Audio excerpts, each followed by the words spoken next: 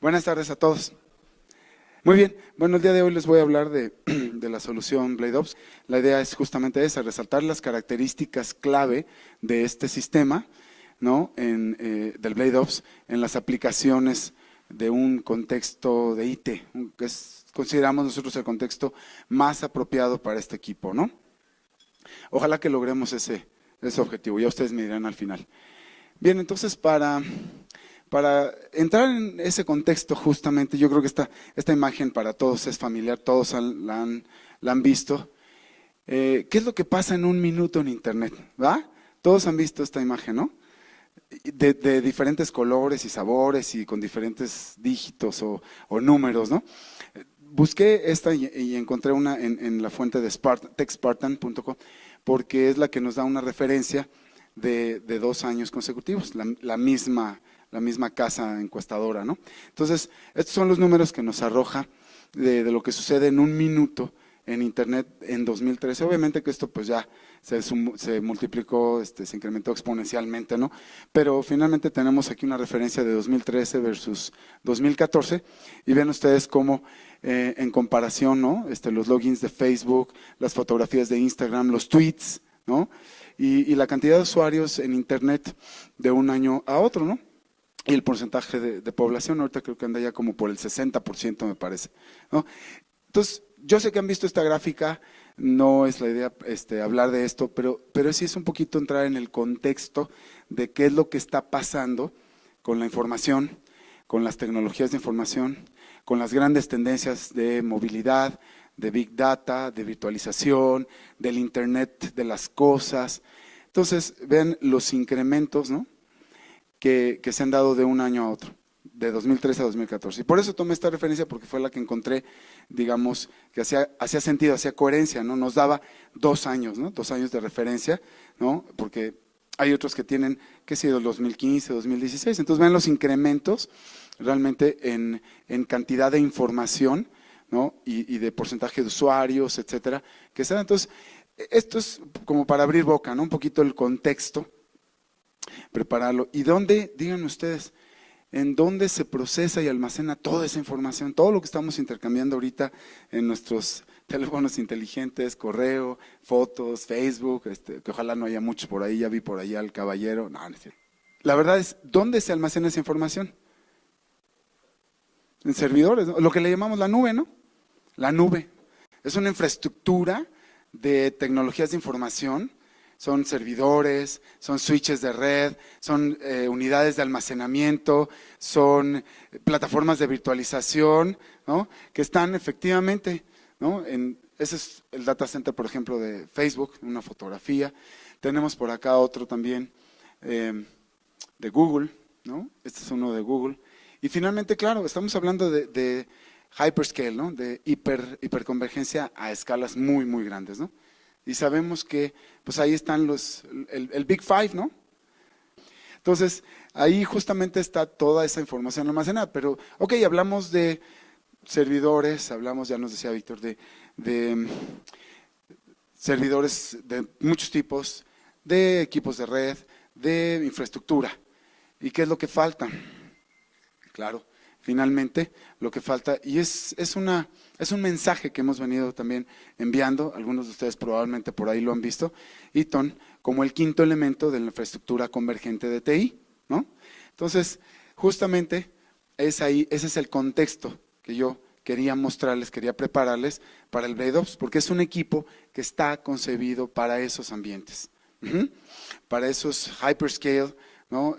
Data centers, hyperscale servers, en donde van creciendo por decenas de racks, y en esos racks ya vimos qué es lo que hay, y qué es lo que insertan. O sea, ¿acaso cambian el UPS que está al final del pasillo o en un cuarto de UPS de 500 kVA o de 1 MVA o de 200?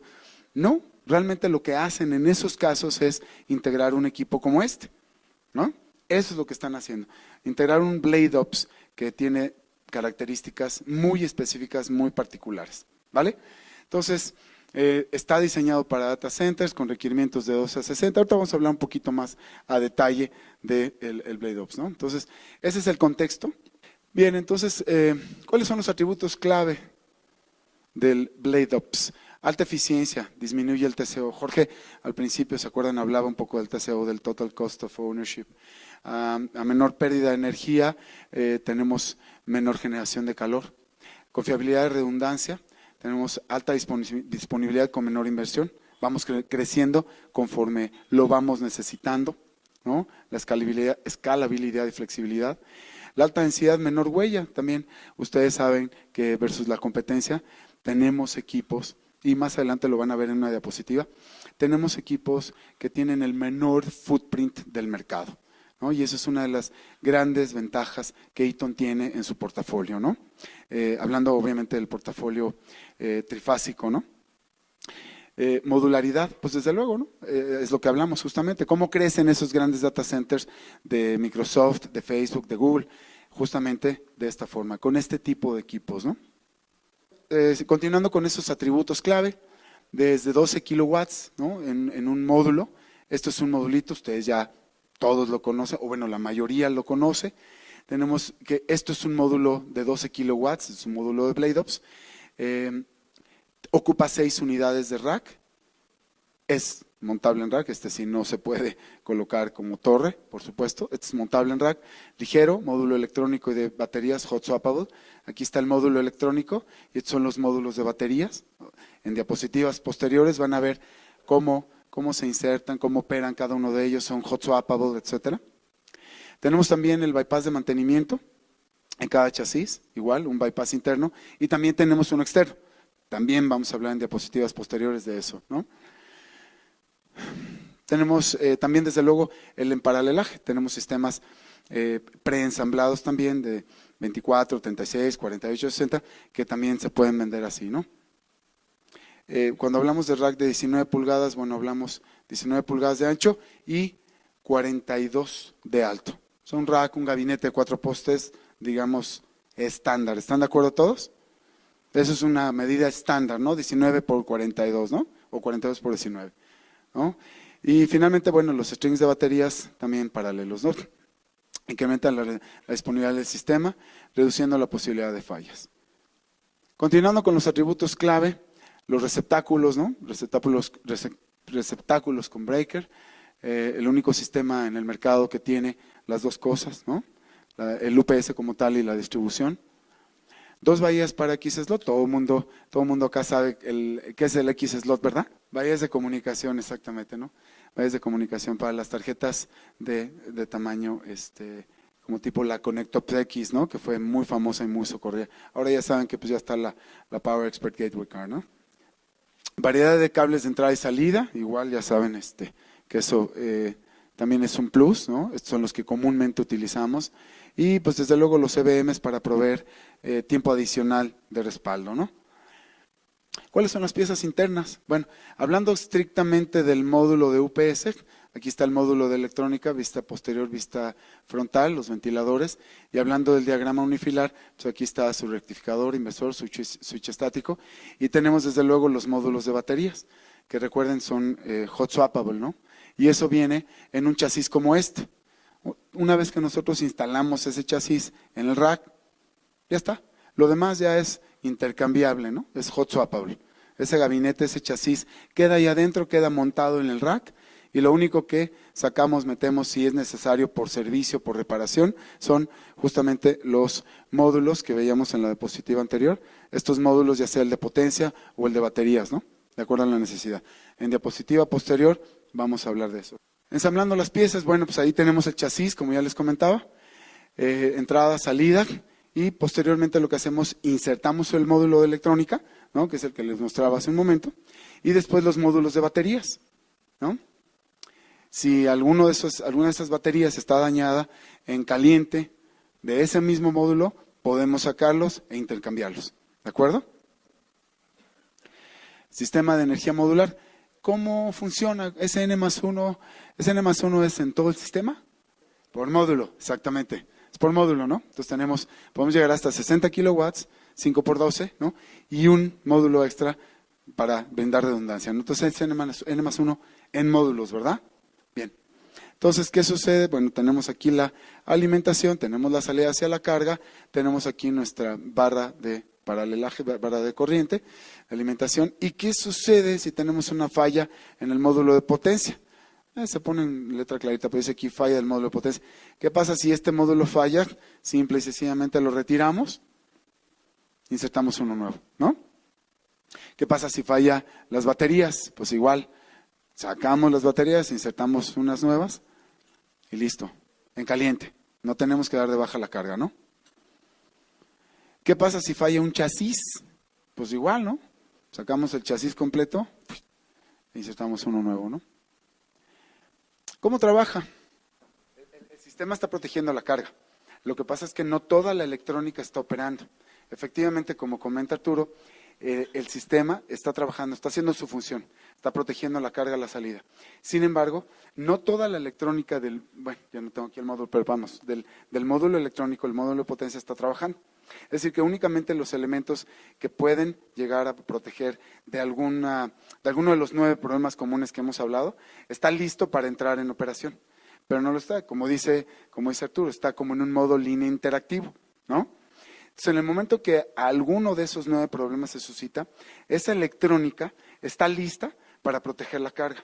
Y si es necesario, al salir de esa curva ITIC, que todos saben lo que es la curva ITIC, el Information Technology Industry Council, okay, es básicamente el organismo que regula pues todo lo que tiene que ver con el equipo de TI, ¿no? De tecnologías de información. Entonces, finalmente, cuando viene una de esas descargas, doctor, aquí, por ejemplo, cuando se sale de esta región hacia arriba, esta es una región prohibida.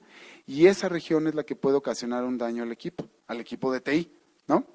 Esta no. Se puede salir de este rango, pero esta está libre de daño. Entonces, esa electrónica del módulo está lista para proteger la carga. Y lo hace cuando recibe esa amenaza. Si ustedes lo analizan a profundidad las necesidades actuales del mercado en cuanto a consumos, ahorros energéticos, disipación de calor, etcétera. Fíjense, analícenlo, y este equipo pudo haberse adelantado, y es algo que inclusive podríamos comentar con Chris, pudo haberse adelantado a este tiempo. O sea, finalmente, el tiempo que estamos ahorita viviendo, con todos esos factores en juego, en un data center, en un sitio de colocation y demás, están en juego, y fíjense cómo este equipo pudiera haber sido concebido antes de su tiempo. Es decir, previo a que llegáramos a este punto, nuestra área de ingeniería había visualizado tal vez una situación en términos de ahorro energético, de protección de la carga, de disipación de calor o necesidad de menor enfriamiento. Entonces, es muy interesante, y creo que finalmente hoy este equipo hace mucho sentido, ¿no? Con las necesidades actuales de hiperconvergencia en tecnologías de TI, hace muchísimo sentido. Tómenlo en cuenta. Bien, pues algunas aplicaciones, ya esas ya las conocen, y ya inclusive vimos algunas fotografías. Tipos de rack, dependiendo de la densidad, 1 a 2, 2 a 4, 3 a 6, y dependiendo del número de equipos que tengamos ahí, un solo servidor Blade puede consumir hasta 5 kilowatts. ¿Se imaginan la densidad que podemos llegar a tener en esos racks? De ahí vuelvo a las fotografías que les ponía hace rato, ¿no? De hyperscale, de hiperescala, ¿no? Bien, incluyen desde luego cuartos de redes, equipos de clase TI, entonces, todo muy enfocado a TI, ¿no? El equipo de TI, servidores, equipos de switcheo de red, sistemas de almacenamiento de información, etcétera. Las aplicaciones, bueno, desde luego módulos en paralelo, ya hablábamos de los 60 kilowatts con redundancia de un módulo, ¿no? Y ya cuando tenemos una mayor densidad, desde luego, de 5 a 10 racks, 10 a 15 o 15 a 30, pero vean esto, ¿no? Ya tenemos 6 a 12 kilowatts por rack, ya lo mencionamos. Un solo servidor Blade puede consumir hasta 5 kilowatts. Vean ustedes eso, ¿no? ¿Cuáles son las opciones de distribución que tenemos actualmente? No voy a hablar a profundidad de ellas. Es un tema que se va a tratar más a profundidad el día de mañana, ¿no? Voy a mencionarlo nada más, inclusive, esta es pregunta de examen. Y tenemos entonces el Rack Power, inclusive vamos a ver ahorita unos ejemplos, el RPM, el Rack Power Module. Bien, entonces, esa es una de las formas en que podemos distribuir la energía a la salida por cada uno de los módulos.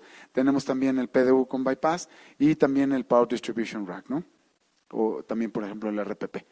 Esta es digamos, una diapositiva con algunas de las opciones que nos presenta el RPM, tanto en la entrada, ¿no? Los diferentes conectores, NEMAS, ISS, ¿no?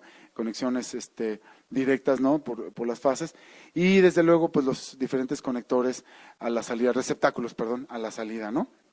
Entonces, esta es una opción, la verdad, muy limpia. Vuelvo a lo mismo, vuelvo a insistir, muy apropiada para centros de datos, equipo de TI, ¿no? Entonces, tecnología, bueno, tenemos el Power Equalizer, que provee entradas y salidas locales, nos está monitoreando, ¿no? Mediante LEDs.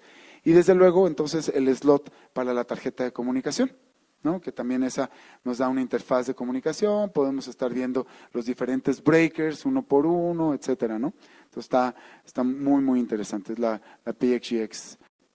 ¿Cómo distribuye la energía en la salida? Bueno, tenemos la opción acá descentralizada a través de un RPM, ¿no? Tenemos aquí 1, 2, 3, 4, 5, 6 módulos, uno redundante, ¿no?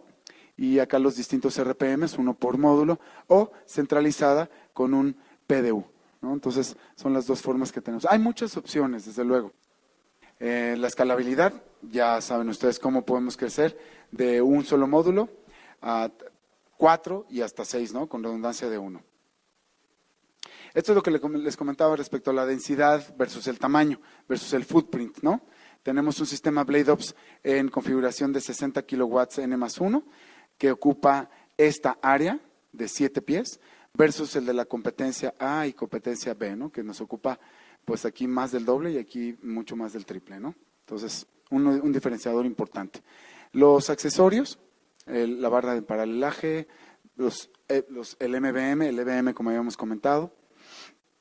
Y finalmente, si desean localizar más información, ver más detalles, ver mucho más casos al respecto, configuraciones y demás, hay un URL de vanidad que es www.eaton.com/BladeOps, donde pueden encontrar mucha más información al respecto. Gracias, muchas gracias a todos, muy amables.